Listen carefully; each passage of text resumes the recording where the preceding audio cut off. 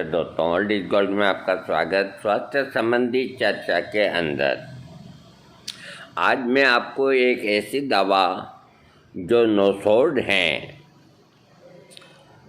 बाकी बिना नोसोड के काम नहीं चलता, ये इस दवा से साबित होगा कि नोसोड देने से ही काम चलेगा, नहीं तो नहीं चलेगा। क्यों अनिवार्य होता है? सोराइनम जो नोसोड है होम्योपैथिक में, ये एक एंटी सोरिक औषधि है जो हर तरह की गंदगी से पैदा हुई बीमारियां और बार बार कभी जुकाम होना, कभी खांसी होना, कभी टॉन्सिल होना, कभी कफ होना, कभी कम होना, कभी अधिक होना, हालत ये कि रोगी चुनी हुई दवा का इस्तेमाल करता है, ठीक होता है, फिर उसको रोग हो जाता है। जैसे मान लीजिए टॉन्सिल अगर हुए हैं तो टॉन्सिल की दवाई जो भी होती है, बेरिटाकार, बेलाडोना वगैरह जो भी, वो लेने के बाद टॉन्सिल ठीक हो जाती है। और टॉन्सिल ठीक होने के बाद कभी थोड़ी सी आइसक्रीम खा ली या ठंडी कोई चीज़ खा ली, फिर टॉन्सिल हो जाते हैं। तो क्या आदमी आइसक्रीम नहीं खाएगा? उसकी इच्छा नहीं होगी वो ठंडा खाए? ऐसा क्यों होता है? और लोग तो सभी खाते हैं। इसका मतलब है कि रोगी के अंदर दोष छुपा हुआ है और चुनी हुई दवा देने के बाद में भी रोग फिर खड़ा होता है, फिर खड़ा होता है। तो फिर जो सांप होता है, सांप को अगर आपने पूंछ के पास से लकड़ी से दबा दिया तो पूरा खतरा आपको है, वो आपको डंक मार सकता है। आधा दबा दिया तो भी मार देगा। जब तक उसके मस्तिष्क को नहीं दबाएंगे, जब तक आप सेफ नहीं, और उसके मस्तिष्क को दबा के अंगूठा और अंगुलियों के बीच में दबा के पकड़ लो, मुंह नहीं खोल पाए वो, तो फिर कोई खतरा नहीं। बाकी उसके शरीर से कहीं दूर जाके यूं फेंक दो।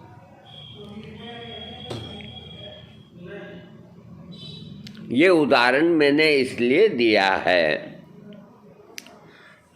कि इसी तरह सोरा दोष अपने शरीर में है। अब वो क्यों है, कहाँ से आया, इस बार खड़ी में नहीं जा करके, अगर इस तरह होता है, खाज या खुजली, कई चीज़ें, इसमें कई बीमारियां आ गई, तो इसके बारे में मैं आज आपको बताता हूं कि ये एक गंभीर क्रिया करने वाली एंटी सोरिक औषधि है। सोरिनम और सल्फर मिलती जुलती है। सल्फर का रोगी भी गंदा रहता है, गंदी चीज़ों से भी सोराइनम बनी है। जब सुनिश्चित दवा पुराने रोग को ठीक नहीं कर सकती तो चिकित्सक सल्फर देते हैं, लेकिन सल्फर देने के बाद भी रोग ठीक नहीं होता तो सोरिनम का प्रयोग किया जाता है। अगर इसका प्रयोग नहीं किया तो रोगी कभी ठीक नहीं होगा। ऐसे बहुत से रोगी आते हैं मेरे पास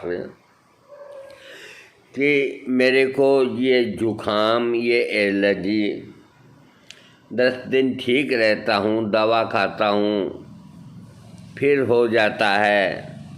अंग्रेजी दवा से भी हो जाता है, देसी दवा से भी हो जाता है, बाकी ये फिर हो जाता है। मैं परेशान हो गया, क्या करूं क्या न करूं। तो इस तरह की बेबसी की दवाइयाँ सिर्फ होम्योपैथिक में है और कोई दुनिया की चिकित्सा पद्धति में नहीं।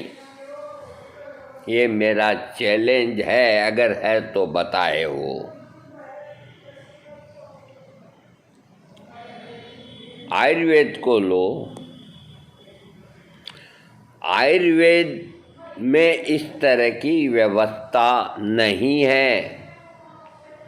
आयुर्वेद ये जरूर है कि जो रोग बार बार होता है और इसको मद्देनज़र रख करके वैद्य अगर चिकित्सा करता है और वो चिकित्सा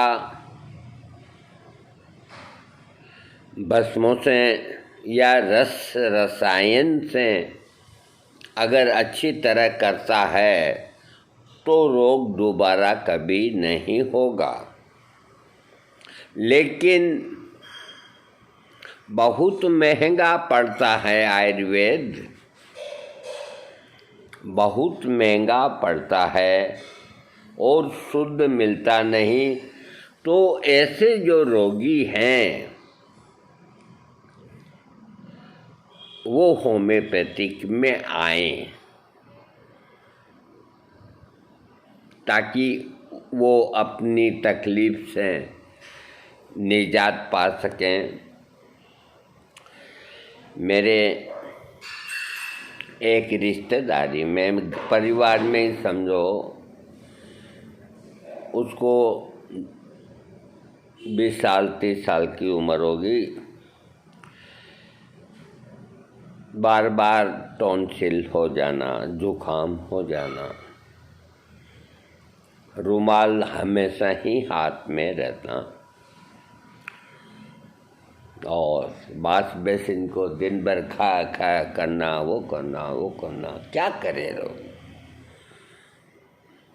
एक दिन वो आया कि आपकी होम्योपैथिक में ऐसी दवा है क्या जो मेरे को ये बार बार टॉन्सिल ना हो। उनका दवा तो है भाई, अब तुम लेने के मानस से आओगे तो देंगे, नहीं तो हमें ऐसे तो रास्ते चलते किसी को नहीं कहेंगे दवा खाओ तुम मेरी, कि नहीं मैं खाऊंगा, मेरे को ठीक करो।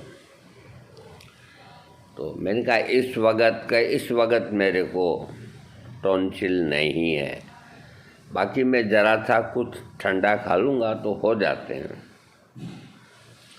तो मैंने उसे सोराइनम 1000 की एक खुराक दी और मैंने ये कह दिया कि तुम्हें जब टॉन्सिल हो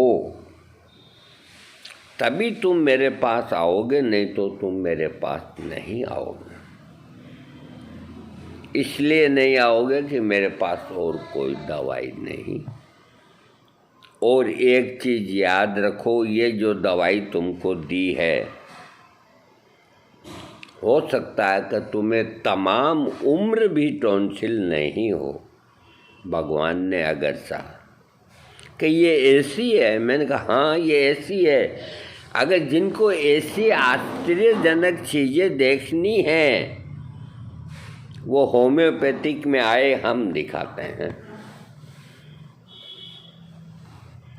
आयुर्वेदिक के अंदर भी किन्हीं को आश्चर्यजनक चीज़ देखनी है, वो हमारे पास आए, हम दिखाते हैं। मई के महीने के अंदर, तीव्र गर्मी के अंदर, बिना फ्रिज के आयुर्वेद में ऐसी जड़ी बूटी है जो पानी को बर्फ में तब्दील कर देती है और आपकी जेब के अंदर भर के रख दूंगा बर्फ का टुकड़ा, आप ले जाइए। उतना ही ठंडा। अब एक बात बताओ, फ्रिज अपना आइस जमाता है तो मैं समझता हूँ कि शून्य टेम्परेचर आता है जब भी बर्फ़ जमती है, अन्यथा नहीं जमती। तो जो जड़ी बूटी अगर पानी को जमा देती है, बर्फ़ की तरह ठंडी कर देती है, तो वो कितनी शक्तिशाली है। उसका नाम है पताल गरुड़ी। उसकी जड़ बहुत नीचे जाती है और अंत के अंदर जड़ के नीचे एक कंद निकलता है, वो कोई बीमारी में काम आता है। हिंदी नाम इसका पताल गरुड़ी है, कहीं इसको छिरेटा कहते हैं, कहीं इसको जल जमनी कहते हैं, यानी कि पानी को जमाने वाली। गर्मी के अंदर ही मई जून में ये पैदा होती है और यूकेलिप्टस जैसे पत्ते होते हैं और इतनी 4-4, 5-5 फीट की झाड़ियाँ होती है। इनके 10-20 पत्तों को लेकर के और एक कटोरी या कोई बर्तन के अंदर आप इस हाथ से मसलते रहें, उसका सारा पानी निकल जाएगा। निकलने के बाद में बगदा को फेंक दें, वो पानी 5 मिनट के अंदर जम जाएगा। और उसको निकाल करके हम जंगल में घूमते थे तो पलाश के पेड़ के पत्तों का तो कटोरा बना लेते, पानी मिल ही जाता।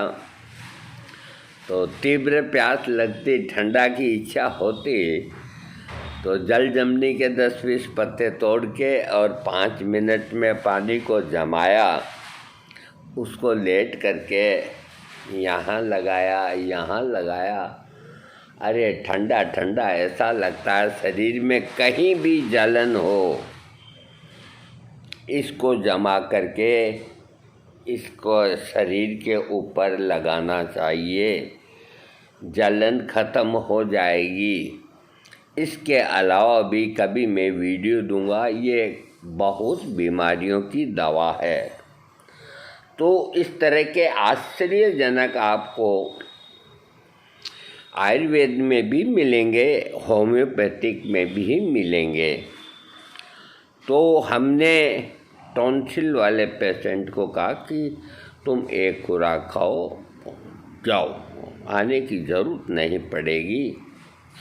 मैं झूठ नहीं कहता, आज 20 साल हो गए, उसको दोबारा न तो टॉन्सिल हुआ और न जुकाम हुआ।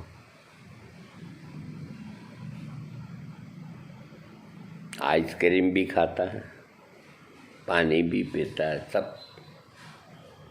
ये है जो शरीर के अंदर विष है, वो जब तक बाहर नहीं आएगा, जब तक रोगी का रोग दोबारा होता है। तो शरीर के अंदर कौन सा विष है, ये पता लगाना चिकित्सक का काम है। उसके विष को नाश करने के लिए नौसोड का प्रयोग किया जाता है। तो अभी खांसी पुरानी हो गई है तो सोराइनम नहीं देंगे, ट्यूबरकुलिनम देंगे या बेसिलिनम देंगे।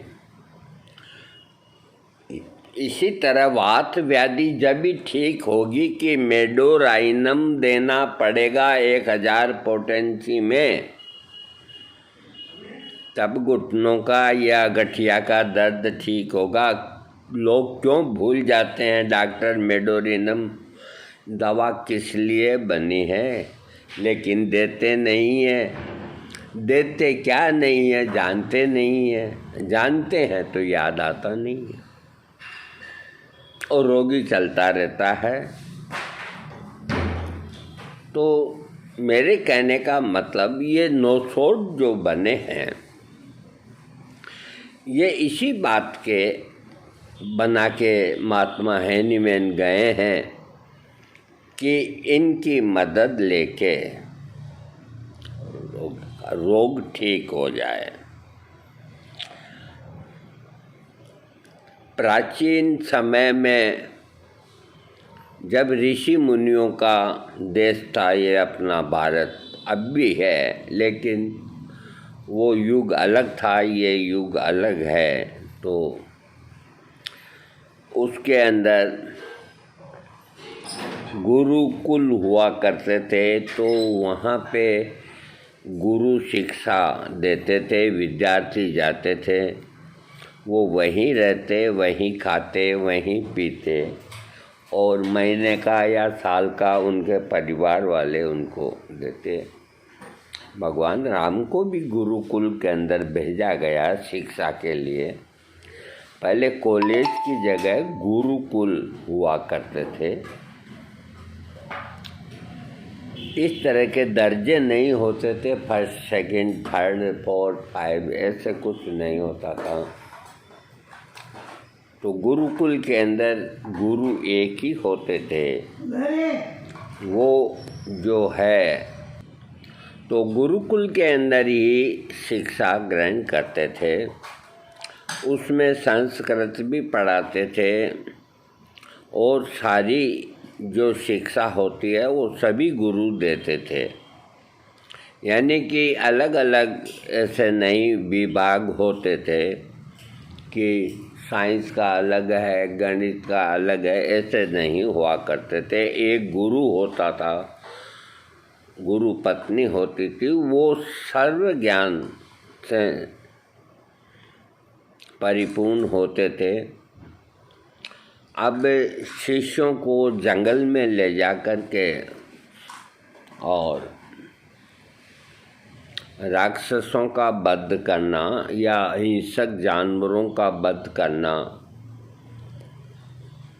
तीर कमान सिखाना, अस्त्र शस्त्र सिखाना, तो ये जंगल में खुले में ही हुआ करते थे इनका अभ्यास। तो गुरु जाकर के ही इनको सिखाते थे। तो इसी तरह गुरु अपने शिष्य जब विदा होते थे पढ़ाई पूरी करके, तो गुरु को दक्षिणा के अंदर शिष्य कुछ न कुछ दिया करते थे, जो भी भेंट दे, और वहाँ से आते थे। और वो जो सीखी हुई विद्या गुरु से है, उससे ही वो सारा काम अपना चलाते थे। तो इसी तरह होम्योपैथिक के अंदर भी जो डॉक्टर हैं वो गुरु हैं।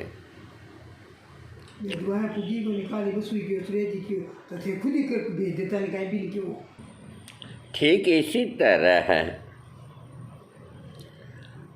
हर शिष्य अपने हिसाब से गुरु चयन करते थे, उनके परिवार के, उनके माता पिता। तो जब हनुमान जी की शिक्षा का पढ़ने का उम्र हुआ, तो हनुमान जी को सूर्य भगवान के पास ले गए, कहा आप इनको शिष्य बनाओ और ये आपसे विद्या सीखेंगे। हनुमान जी, सूर्य ने कहा भाई मेरे से कैसे विद्या सीख पाएंगे, मैं रुकता ही नहीं, मैं तो चलता रहता हूँ, ये सारा ब्रह्मांड मेरे चक्कर लगाता रहता है, मैं रुकता ही नहीं एक जगह, मैं तो चलता रहता हूँ। कि नहीं, ये आपसे ही शिक्षा लेंगे कि मेरे रथ के साथ साथ पैदल चलना पड़ेगा, कि चल लेंगे। हनुमान जी ने कहा चल लूँगा। अब सूर्य देव ने देखा कि ये तो गले आई मुसीबत, अब क्या करे। उन्होंने स्वीकार किया। उनके एक पुत्री थी। देखो इस बात में कितनी सच्चाई है मैं नहीं कह सकता, लेकिन बहुत से कहते हैं कि सूर्य देव ने कहा हनुमान जी से कि मैं जब भी शिक्षा दूंगा कि तुम मेरी पुत्री से शादी करो। हनुमान जी ने कहा मैं बाल ब्रह्मचारी हूँ, मैं शादी नहीं। कि तुम सिर्फ शादी करो, तुम बाल ब्रह्मचारी ही रहोगे, इसका कुंवारापन मिट जाएगा, तुम्हारे घर चले जाना शिक्षा लेके, ये मेरे पास ही रहेगी। तब कहते हैं कि भगवान हनुमान जी महाराज ने सूर्य पुत्री से शादी की। हालांकि मेरे को इस बारे में, देखो ये धार्मिक मामला है, कोई इसको वाद विवाद में न ले जाएं। हाँ, तो अब वो शिक्षा हनुमान जी कोई ऋषि मुनि से भी सीख सकते थे, लेकिन नहीं, उन्होंने सूर्य देव को इसलिए चुना कि सूर्य देव बहुत शक्तिशाली थे। तो उनसे उनको इस तरह के अस्त्र शस्त्र प्राप्त करने थे, इसलिए वो सूर्य देव को गुरु बनाए।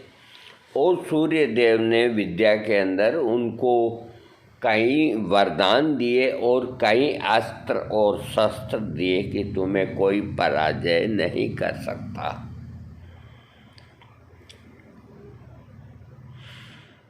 तो इस तरह से ये चलता आ रहा सिलसिला।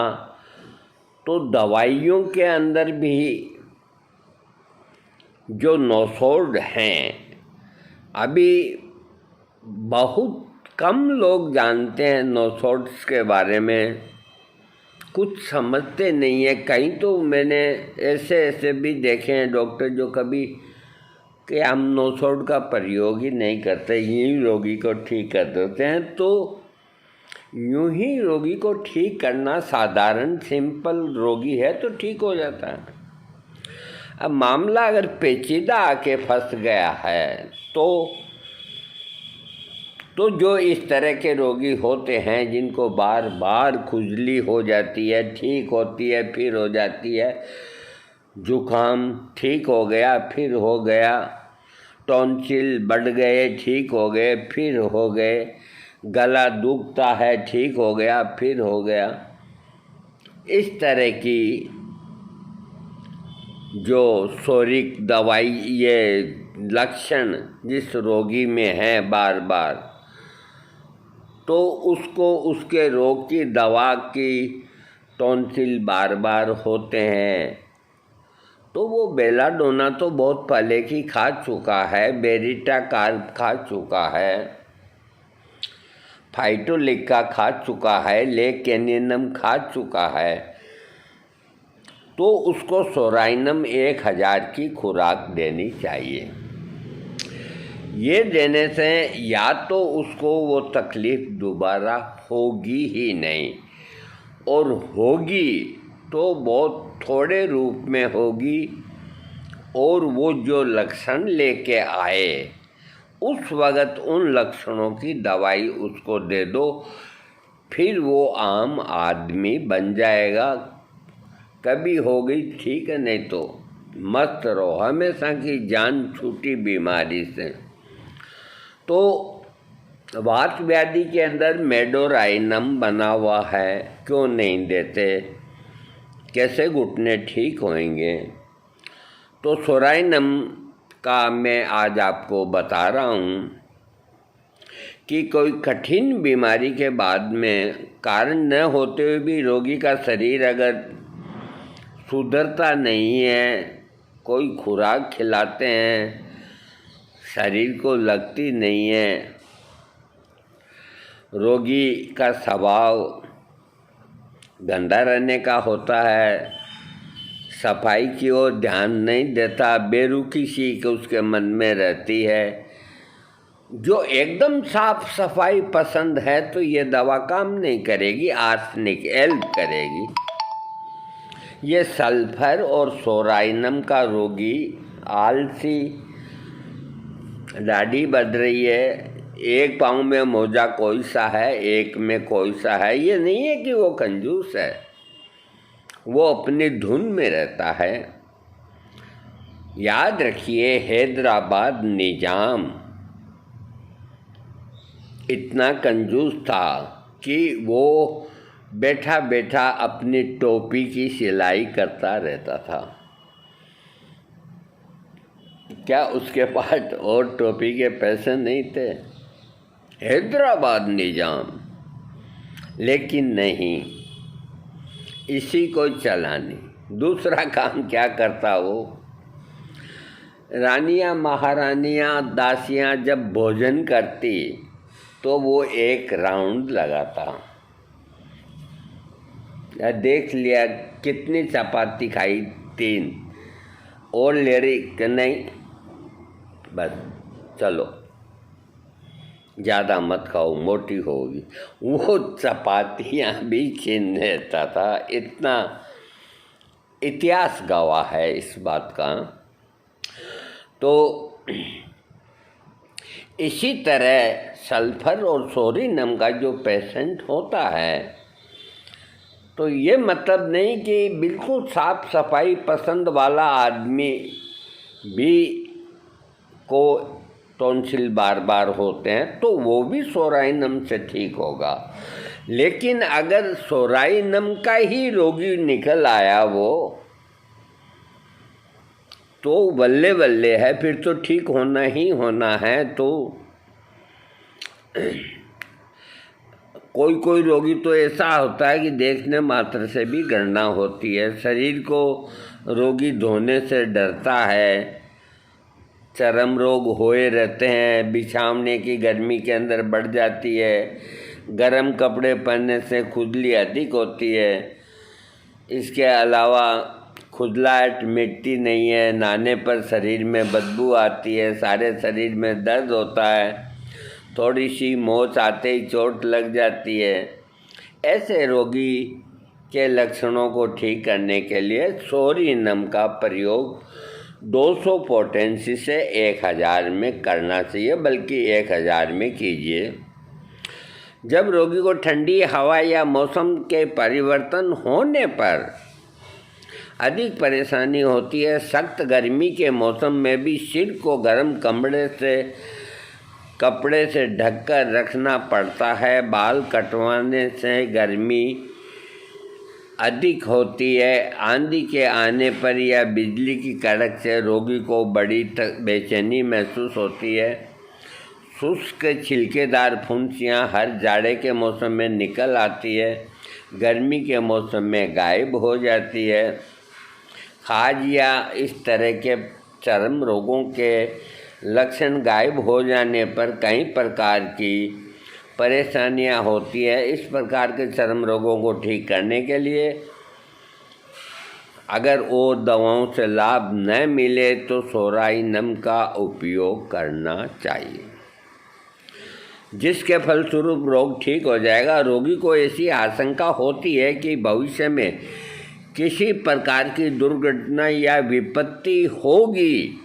इस प्रकार के विषय में बहुत अधिक चिंता रहती है, बहुत ही उदास रहता है, आत्महत्या की चिंता करता है, ख्याल करता है कि मेरी मुक्ति नहीं होगी, रोगी दूर नहीं होगा, रोग दूर नहीं होगा, मृत्यु अवश्य होगी। इतना हताश और निराश,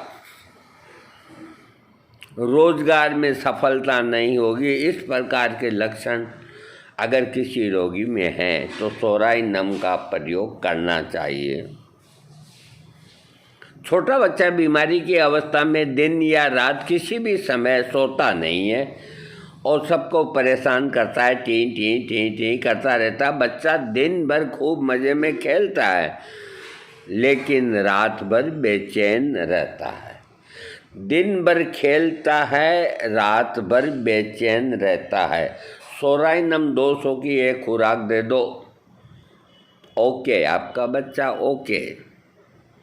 इस प्रकार के लक्षणों से पीड़ित रोगी को ठीक करने के लिए सोराइनम का प्रयोग होना चाहिए।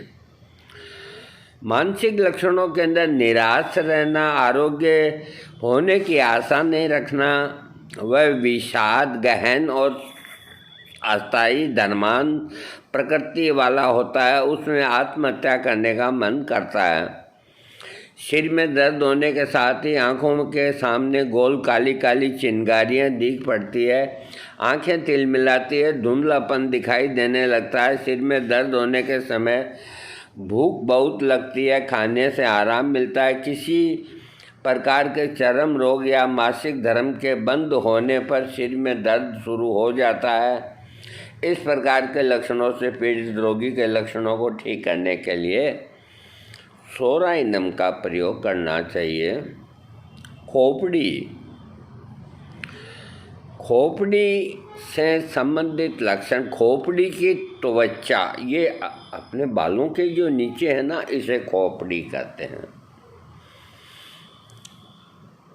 तो यहाँ की चमड़ी के ऊपर झुंड की झुंड फुंसियाँ होती है, उनमें मवाद होता है। इन फुंसियों के फूटकर एक हो जाने पर सिर के बाल आपस में चिपकने लगते हैं, फुंसियों में बदबूदार चिपचिपा पीप आता है। इस प्रकार का कोई रोगी हो तो सोराइनम 200 देने से ठीक हो जाएगा। कान के रोग के अंदर चारों ओर फुंसियाँ, चिपचिपापन, पानी निकलना, सड़े हुए मांस, ऐसे लक्षणों में सोराइनम देने से कान का रोग ठीक होता है। चेहरे पर कई प्रकार की फुंसियाँ होती हैं। मासिक धर्म के समय में स्त्रियों के चेहरे पर फुंसियाँ निकलती है। इस प्रकार के लक्षणों के साथ ही रोगी को आधी रात के समय भूख लगती है। रोगी को उठकर कुछ न कुछ खाना पड़ता है। आधी रात को भूख लगती है, उठ के कुछ न कुछ खाना पड़ता है। रोगी को सड़े हुए अंडे की तरह डकारें आती है। ऐसे लक्षणों से पीड़ित रोगी को सोराइनम देना चाहिए। गले के लक्षण, खैर गले पर तो इसका बहुत बड़ा राज है। रोगी के गले में जलन होती है, दोनों ओर टॉन्सिल में सूजन आ जाती है और दर्द तथा जलन होती है। कुछ भी निगलने में परेशानी होती है। निगलते समय कान में दर्द होता है, टॉन्सिल में हर समय परेशानी होती है। हलक से बड़ाई बदबूदार खकार आता है जिसके कारण रोगी को बहुत बुरा लगता है। इस प्रकार के लक्षणों से पीड़ित रोगी को सोराइनम देना चाहिए। पुराने दस्त की बीमारी से पीड़ित रोगी का दिन रात बार बार मल आना, मल में बहुत बदबू आना, रात को 1 बजे से 4 बजे के अंदर अधिक दस्त आना, अगर ऐसा कुछ है, बच्चा है, हैजा रोग है, मल से बहुत बदबू आती है, तो इस प्रकार के लक्षण अगर कोई में हैं तो सोराइनम देना चाहिए। रोगी को कब्ज की समस्या रहती है, ये देखो पतले दस्तों को भी रोकती है और कब्ज को भी ठीक करती है। रोग ऐसे ही नहीं, जिसको खाली कब्जी है वो सोराइनम ले, ऐसा मत करना। रोगी को कब्ज की समस्या रहती है और इसके साथ ही उसे मल त्याग करने पर अधिक जोर लगाना होता है। इस प्रकार के लक्षणों से पीड़ित रोगी को ठीक करने के लिए सोराइनम औषधि का प्रयोग करना चाहिए। और लक्षण मिला के सुजाग के लक्षण में सुजाग जो न तो दबता ही है और न ही आराम आता है, कपड़ों में पीप के धब्बे लगे रहते हैं। यदि जनने इंद्रिय से पसीना आता है तो उसमें से अधिक बदबू आती है। इस प्रकार के लक्षणों को दूर करने के लिए सोराइनम दीजिए, बदबू नहीं आएगी। बहन बेटियों के गर्भाशय से बहुत दिनों तक रक्त का गिरना, गर्भपात होने के बाद और प्लेसेंटों निकल जाने के बाद कुछ दिनों कुछ हफ्तों तक लाल सुर्ख खून का आना, जब कभी रोगी स्त्री जरा चलने फिरने लगती है तो रक्त स्राव ज़्यादा होने लगता है, सारा गर्भाशय ठंडा और ढीला पड़ जाता है, पर्दा रोग होने पर घाव से स्राव से अधिक बदबू आना, मासिक धर्म के लंबे समय तक बना रहना, गर्भावस्था के समय में उल्टी का किसी तरह से बंद न होना, गर्भावस्था के समय में उल्टी का किसी भी तरह से बंद न होना और गर्भ का जोर से हरकत करना, गर्भावस्था के समय में कई प्रकार के रोग होना। इस प्रकार के लक्षणों में यदि कोई भी लक्षण किसी स्त्री को है तो उसके रोग को ठीक करने के लिए सोराइनम औषधि का प्रयोग करना चाहिए। दमा का जो रोगी होता है, लेटता है या दोनों हाथों को दूर फैलाता है तो आराम मिलता है। हाथों को शरीर के पास लाने से और खुली हवा में रहने से रोग के लक्षणों में वृद्धि होती है। सांस लेने से परेशानी होती है। उठकर बैठने लेटने से रोग के लक्षणों में वृद्धि होती है। उरोस्थि के नीचे घाव हो जाता है। इस प्रकार के लक्षणों से पीड़ित रोगी को सोराइनम देना चाहिए। रोगी को सांस लेने में परेशानी आती है, बैठने लेटने, बाहों को दूर दूर फैलाकर रखने से आराम मिलता है। सूखी कठोर खांसी होने के साथ ही छाती में दर्द होता है, कमजोरी महसूस होती है, उरोस्थि के नीचे घाव हो जाता है, छाती में दर्द होता है पर लेटने से आराम मिलता है। इस प्रकार के लक्षणों में सोराइनम का प्रयोग करना चाहिए। हर तरह साल की ठंडी के मौसम में खांसी हो जाती है। वर्षा की खांसी जो कि खाल या एक्जिमा के दब जाने से हुई हो, सुबह के समय जागने पर और शाम के समय लेटने से खांसी का बढ़ना, खकार को बाहर निकालने के लिए बहुत देर तक खाखना पड़ता है। खकार सब्जी या पीले रंग का होता है, उसका स्वाद नमकीन होता है। इस प्रकार के लक्षणों से पीड़ित रोगी को ठीक करने के लिए सोराइनम का प्रयोग करना चाहिए। चर्म रोग, कई प्रकार के चर्म रोग होना जैसे खाज, खुजली, एक्जिमा, बदबू आना, जिंक मलम के दबाने जाने के बुरे फल को चर्म रोग, हाथ की अंगुलियों के नाखूनों के चारों ओर फुंसियाँ हो जाती। इस प्रकार के चर्म रोगों को ठीक करने के लिए सोराइनम का प्रयोग करना। शरीर के बाहरी अंगों में हड्डियों के जोड़ों में कमजोरी आ जाती है और रोगी को ऐसा महसूस होता है कि आपस में जुड़ जाएगी। हाथ की उंगलियों के नाखूनों के चारों ओर घाव हो जाता है, पैरों में बदबूदार पसीना आता है। इस प्रकार के लक्षणों से पीड़ित रोगी के रोग को ठीक करने के लिए सोराइनम का प्रयोग करना चाहिए। इसके रोगी का मल की स्थिति, कफ मिला हुआ मल आता है, यानी कि दस्त के साथ में कफ मिला हुआ आता है।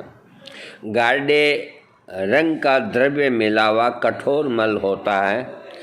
मल त्याग करने में परेशानी होती है। इसके साथ ही मलांत से खून का स्राव होता है और जलन युक्त बवासीर हो जाता है। इस प्रकार के लक्षणों को ठीक करने के लिए सोराइनम देना चाहिए। नींद के लक्षणों में शरीर में खुजली होने के कारण रात को नींद नहीं आती है। चोर या डाकू आदि के सपने दिखाई पड़ते हैं। इस प्रकार के लक्षणों से पीड़ित रोगी के रोग को ठीक करने के लिए सोराइनम का प्रयोग करना चाहिए।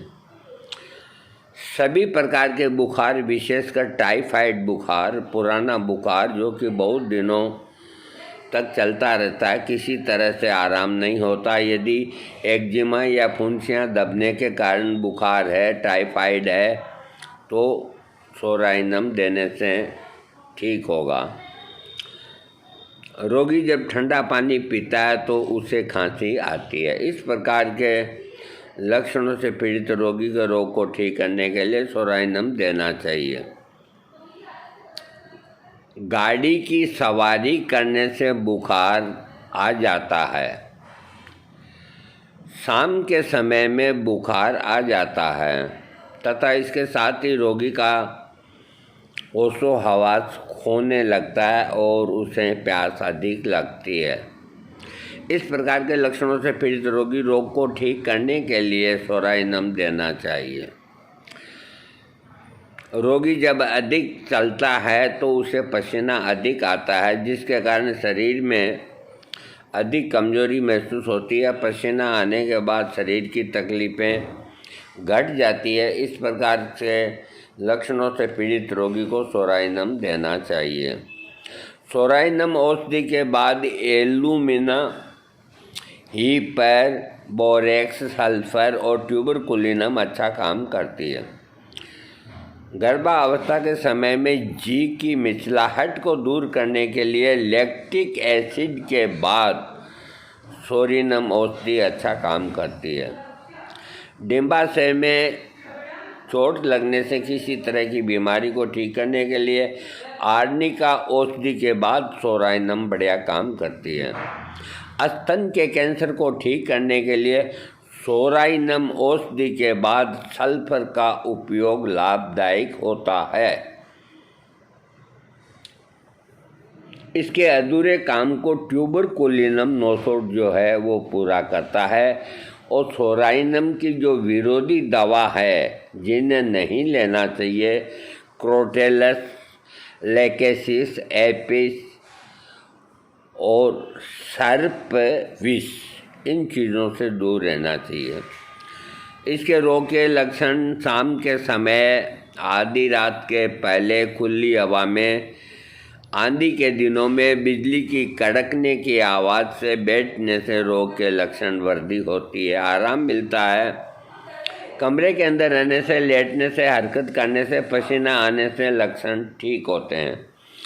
इसकी डोज इन्होंने 200 लिखी है।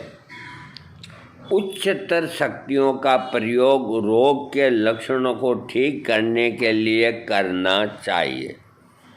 लिखा तो 200 है, लेकिन उच्चतर 200 एक नॉर्मल खुराक होती है और 1000 उच्च शक्ति होती है, और 1000 से ऊपर 10,000, 1,00,000 होती है। उससे हिंदी में उच्चतर शक्तियाँ कहा जाता है। उनकी सिफारिश की है कि कम से कम 1000 सोराइनम देना चाहिए। बार बार इस औषधि का प्रयोग नहीं करना चाहिए। इसकी एकाध खुराक ही दी जानी चाहिए। इस औषधि का अपना कार्य करने में 9 दिन लगते हैं। केवल एक मात्रा कई सप्ताहों तक काफ़ी होती है। 8-9 दिन में परिणाम आते हैं और एक मात्रा में ही बहुत समय तक दवाई दूसरी देने की ज़रूरत नहीं, रोगी ठीक होगा। सोराइनम से कई बीमारियां, जटिल से जटिल रोगों को चिकित्सक ठीक कर सकता है, बशर्ते कि वो पहचान पाए कि ये रोगी सोराइनम का है।